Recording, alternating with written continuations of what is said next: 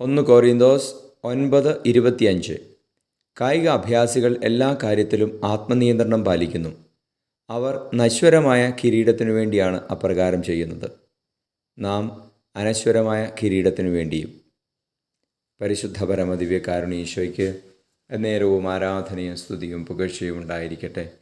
ഈശോയെ ഞങ്ങളങ്ങേ സ്തുതിച്ച് ആരാധിക്കുന്നു.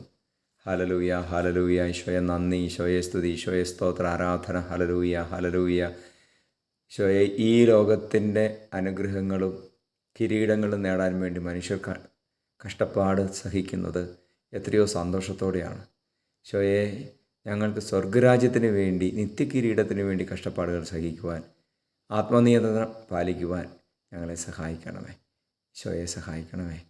നമ്മുടെ കർത്താവ് ഈശോ മിശിഹായുടെ കൃപയും പിതാവായ ദൈവത്തിൻ്റെ സ്നേഹവും പരിശുദ്ധാത്മാവിൻ്റെ സഹവാസവും നിങ്ങളോടുകൂടി ഉണ്ടായിരിക്കട്ടെ, ഇപ്പോഴും എപ്പോഴും എന്നേക്കും. ആമേൻ.